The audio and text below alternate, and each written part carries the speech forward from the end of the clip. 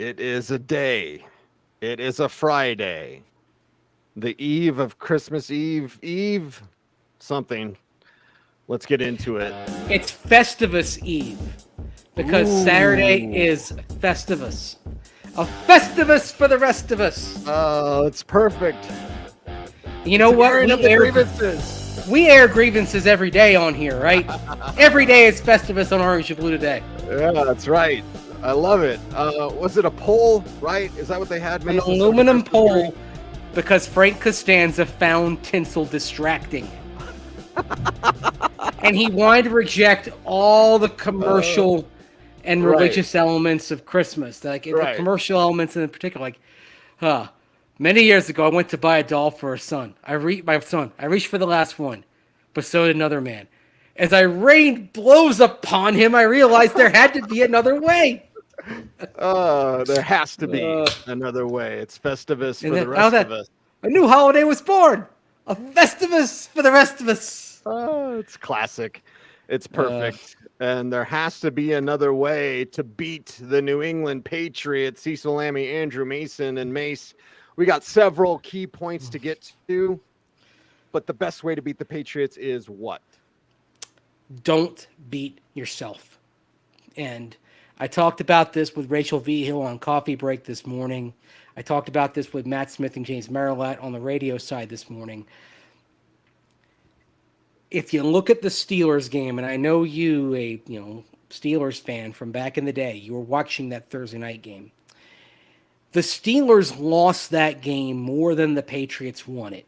A nice drive by New England to open the game, but that's just one drive. Where Pittsburgh lost that game was Mitchell Trubisky doling out presents, and this was using an NFL Films description way back, passing out presents as though he was a department store Santa Claus. Bad throws, an interception that led to the Patriots taking over at the 11-yard line, short field touchdown. All that combined, it's 21-3 in the second quarter. Pittsburgh clearly outplayed the Patriots the rest of the way, but it was too little, too late. New England didn't so much win that game as Pittsburgh lost it. So you start by not beating yourself. Because a well-coached team, and let's be frank, we did talk about it after the Lions game, Mace. Shawn Payton was outcoached by his protege, by Dan Campbell. What do you think Bill Belichick's going to do with his never had a 12-loss season with New England? They have 11 losses right now. He has a 500 record against the Broncos, one of three teams with a 500 record against the greatest head coach of all time. If he loses to the Broncos, it will be the only losing record that he has to any team in the NFL. Belichick's going to coach the hell out of this game. Yeah, you think he doesn't know all that? And oh, by the way, you think he hasn't taken a deep dive not only into the Detroit film from Dan Campbell and Aaron Glenn last week, but also he's looked at the Minnesota film last month with the Vikings defense led by former Belichick assistant Brian Flores, now Minnesota's defensive coordinator. And what did the Vikings do? They played to stop the run first, dared Russell Wilson to throw. It almost worked, and if the Vikings had protected the football better, it would have worked to get Minnesota the win. So expect a lot of different looks from this Patriots defense. Expect them to try to confuse the Broncos. Expect creative blitzes, sort of like the ones that we saw last week that discombobulated Russell Wilson in the passing game. Yeah, don't get discombobulated and don't expect much yards after contact. In studying this Patriots defense, Mace, I don't see a lot of poor tackling. I don't see a lot of guys out of position. I see a team that stays within themselves. Any game can get away from you. But in this contest, in these offenses, and the weather conditions, you're not going to get the Patriots defensively to make a mistake. Your offense just has to kind of march down the field, and sometimes a punt will be a good play. Yes. If you get to the 50 and you punt and you pin them back, great. You know what? You might be starting your next drive at the New England 45-yard line after a 3-and-out, right? This is not an explosive Patriots offense. And may not even have Hunter Henry on Sunday. He did practice today. He is listed as questionable. Of course, it's the standard Bill Belichick injury report because you have 9 players listed as questionable on there. 9 times, 9 players listed as questionable for the New England Patriots in this game. Most crucially, Hunter Henry. That's we talked a little about Mike Gesicki, and even PJ Locke mentioned Gesicki today, talking about the Patriots in the locker room. But you know what? This is all going to come down to whether you can avoid mistakes, and whether for New England on that offense, who do you worry about if you're on the Broncos defensive side? You worry about the tight end. You worry about Hunter Henry. That's the guy who can. That's the guy who can alter things. So yeah, but the thing is, you don't have as much speed to worry about on the outside as you did against Detroit. So you can tailor your game plan more to containing Hunter Henry rather than realizing, oh shoot, we got to take care of the Sun God. We got to take care of Jameson Williams. We got to watch the running backs. We can only put so much attention on Sam Laporta. You don't have to attack the Patriots the same way. You can be more aggressive on the tight end position. But can you stuff the run? The 32nd run defense resides right here in Denver. It's not good. And we've talked about it all year. Even when and people will say, well, Miami and Detroit, it's not just that. Minnesota game you mentioned, like they take care of the ball, the Madison fumble, right? Correct me if I'm wrong, but if they ran a little more, Minnesota probably would have won. You can run, and guess who, Mace, has projected Ezekiel Elliott as a top 12 fantasy running back this week? Yeah, right here. You got to stop Zeke. Don't make Zeke look like old Zeke. He doesn't, but don't make him look like that this week. Well, in fantasy football, we're what they would call in English soccer squeaky bum time, right? You're in the semifinals here. It's getting tight. Yeah, that's true. Yes. So you making that call on Ezekiel Elliott, I can't blame you for making that call. The Broncos defense has to prove it can defend the run well. Speaking of which, this is a little bit of a digression, but with the issues the Broncos have had in the front seven, shouldn't they put a waiver claim in on Sebastian Joseph Day? I'm waiting. Yeah. Waiting for him to do something. Well, waived by the Chargers, so you'd pick up his contract. There's another year on the contract. He's got a $7.5 million cap figure for 2024, but you need to do something up front. I mean, right now, that in terms of getting another body in there to supplement what you have, you may move on from DJ Jones, you may not, but you need somebody else in there. That's a claim I would really think about making if I were the Broncos, because they need some fortification up front. It's still a mess. And I don't know why they are not doing that. I'm not saying Ndamukong Suh, right, who worked out for Miami, I believe, but didn't sign yet. Yep. So it's different from that situation. But you're talking about a player that could help the Broncos right now, and you have security for another year on his contract.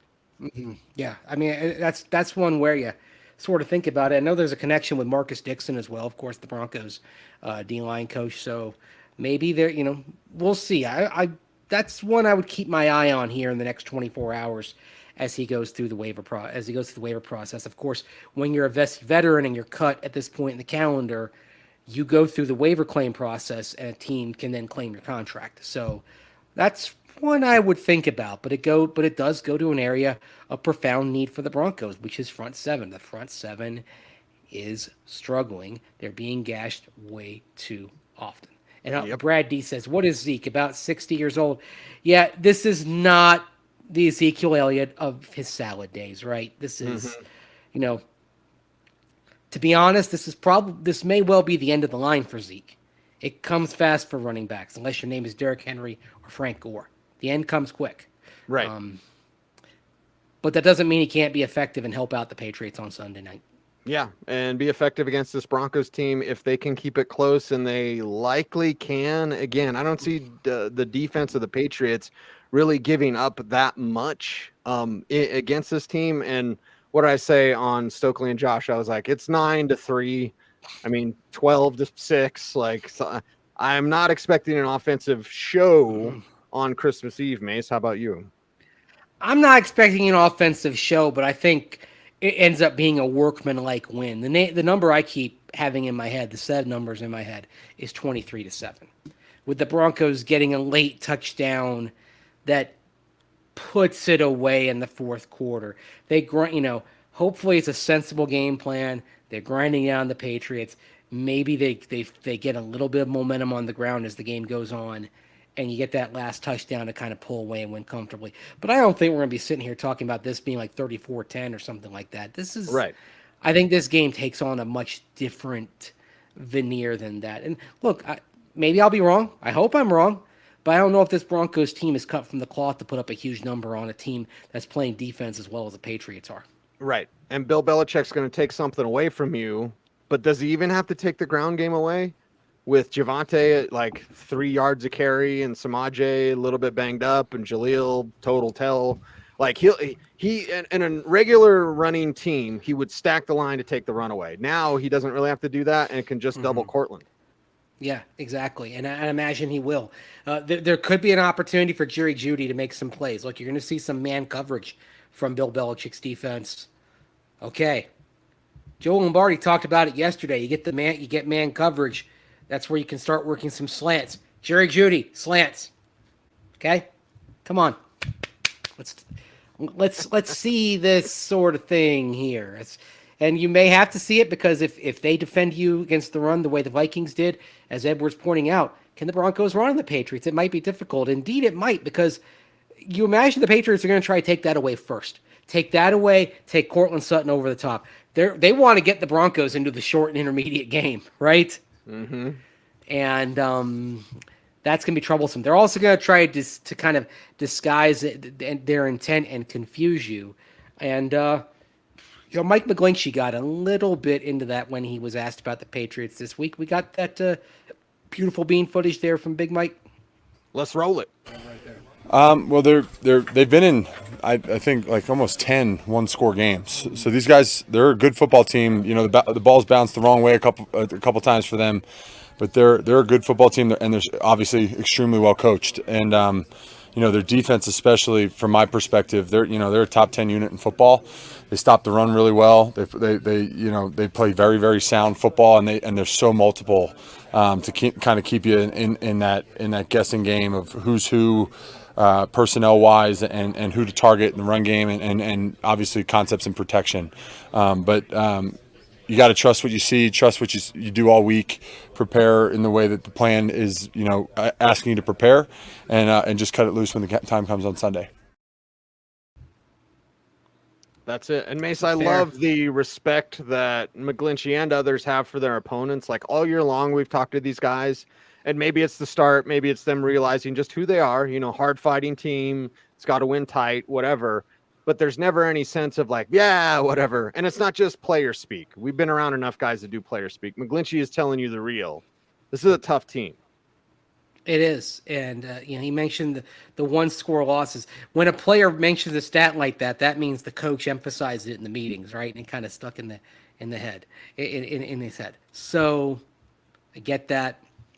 I get that. That's just what you have to deal with right now. But it's a game the Broncos should win. I mean, the Patriots will play you tough. This doesn't mean they're a good team. They're a team that is having to really finagle things to be as competitive as they are. Especially, I'd say right now, quarterback position, the state of it, it's probably 32nd of 32 teams around the league right now. But it's going to get a lot better as long if they don't win 2 out of the next 3 games here. That quarterback position is guaranteed to get a lot better. I would actually go as far as to say that Drake may well want to be looking up real estate listings in the southern suburbs outside of Boston around Foxborough, because that seems like that's probably going to be his home. And will it be with Belichick as the coach? But with Mason Rudolph starting for the Steelers, the 58th different starting quarterback this year, Mace, off subject, so we'll have to keep it really brief. But for those who are like, just get rid of Russell Wilson. I'm saying Russ and a rookie, because if Russ is your number 2 next year, or your number 1 and a first-round rookie is your number 2, that's fine, because you're probably going to have to go to him. In this league, we've noted, like, you're going to need your Jake Browning. When you got Joe Burrow. You got Joe Burrow, you're set. Yeah, until he gets hurt. So, like, this league is pretty brutal on quarterbacks. So let's pump the brakes on just get rid of Russ. Like, maybe rework his money, maybe draft a first round quarterback, but let's pump the brakes here. Yeah, I was talking about it today with some of the other reporters. I mean, you really kind of want to be in a position where hopefully you can you get that $37 million clause out of the contract where that 2025 base salary becomes guaranteed on the 5th day of the league year? Because if not for that, we're not having a discussion. We're maybe talking about Russell Wilson being back and being at bridge 2. I don't know. Bo Nix.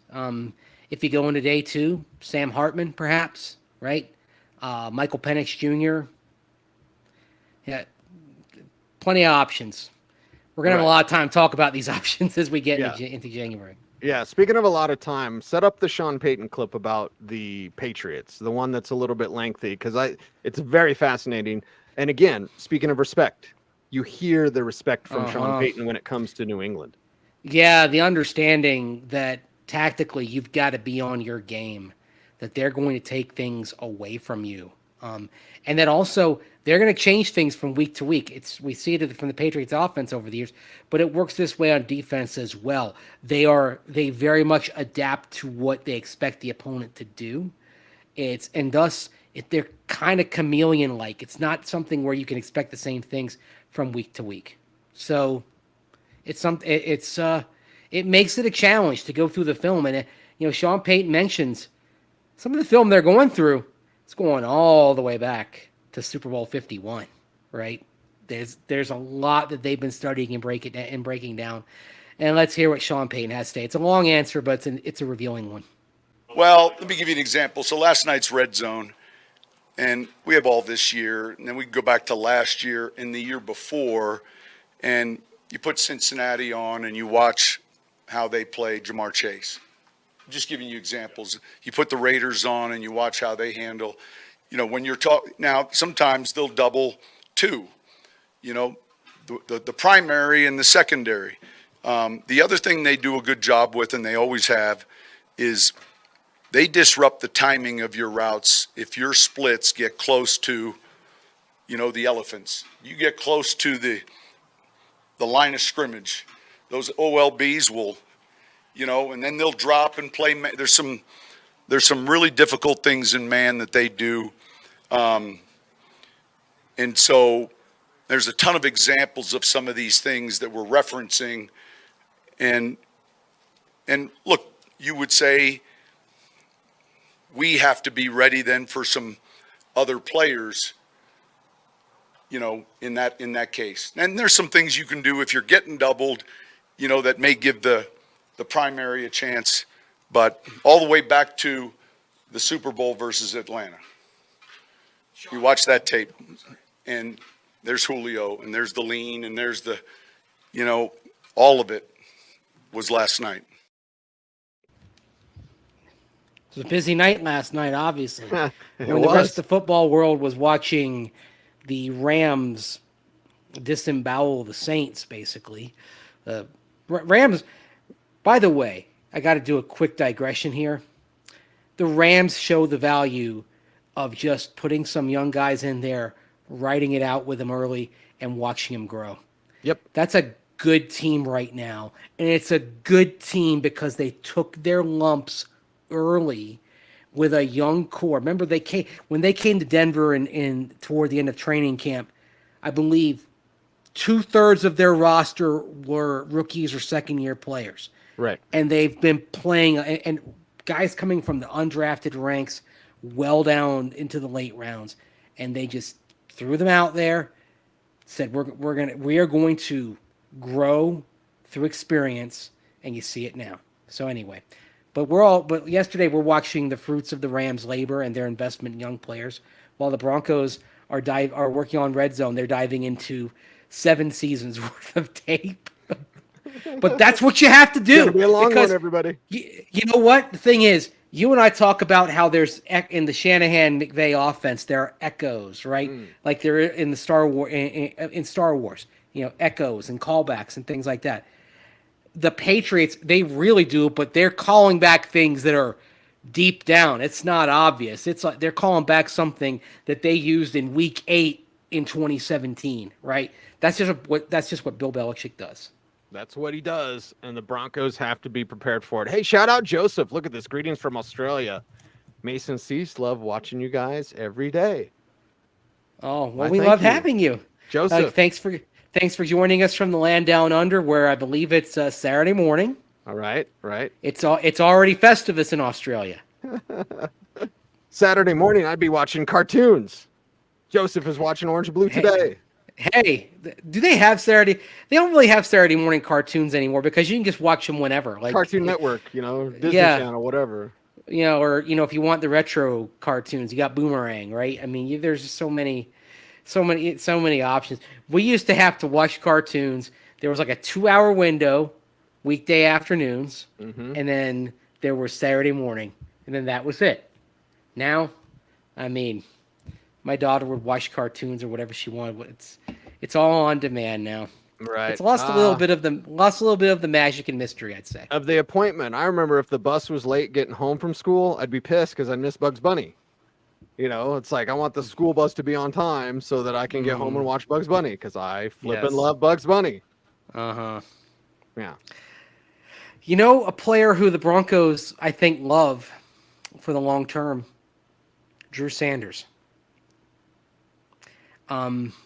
And we're seeing more of Drew with Nick Bonito injured, and we learned just not too long ago, Nick Bonito out on Sunday. Didn't practice today after not practicing either the previous 2 days, so that MCL injury is not going to allow him to go. We're going to see more of Drew Sanders. But that means we're seeing Drew Sanders at outside linebacker, which was not the original plan.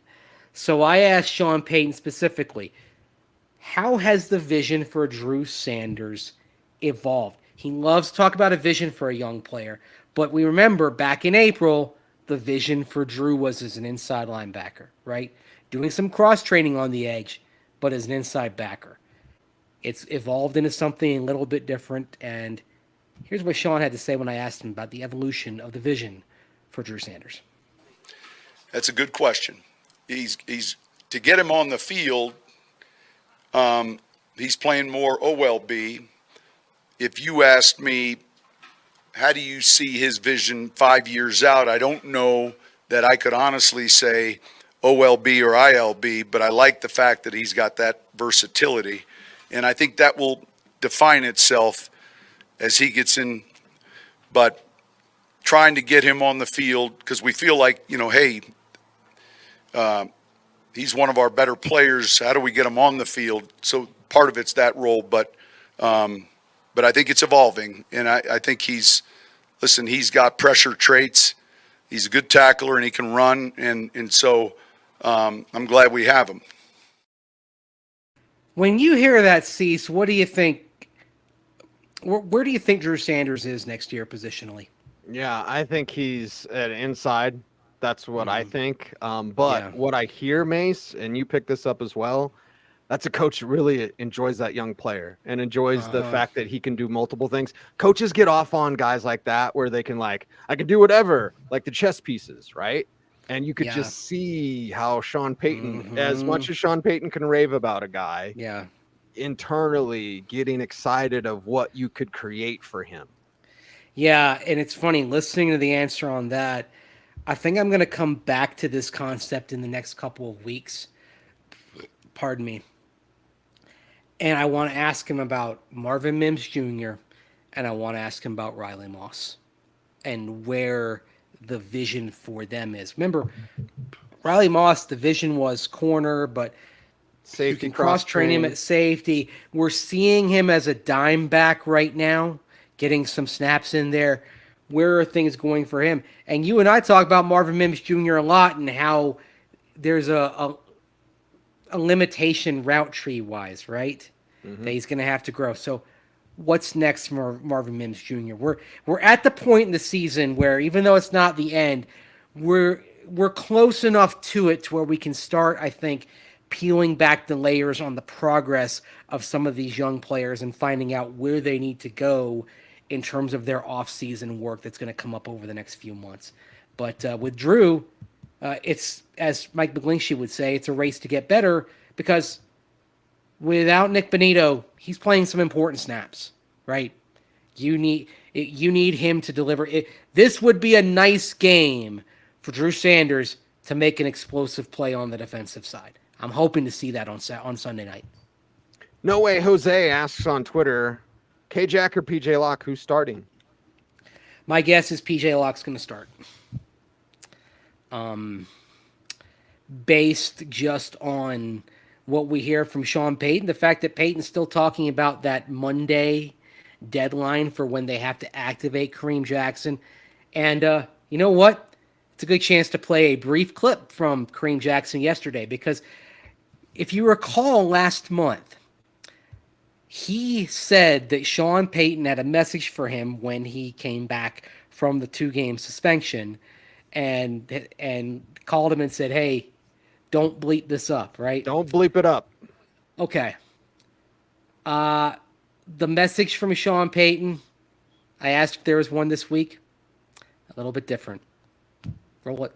He hadn't really gave me a message. So, I don't know if that's a good thing or a bad thing. Okay. I don't think that's a good thing. I honestly. don't think so either. Right. If you're not getting a message from a guy that loves to give you messages, that's something. Yeah. Yeah, it sounds like PJ Locke is playing. By the way, PJ, good to go after dealing with the neck throat throat issue they had coming out of the Charger game. Told me today he's feeling better. Feel that's not a problem anymore.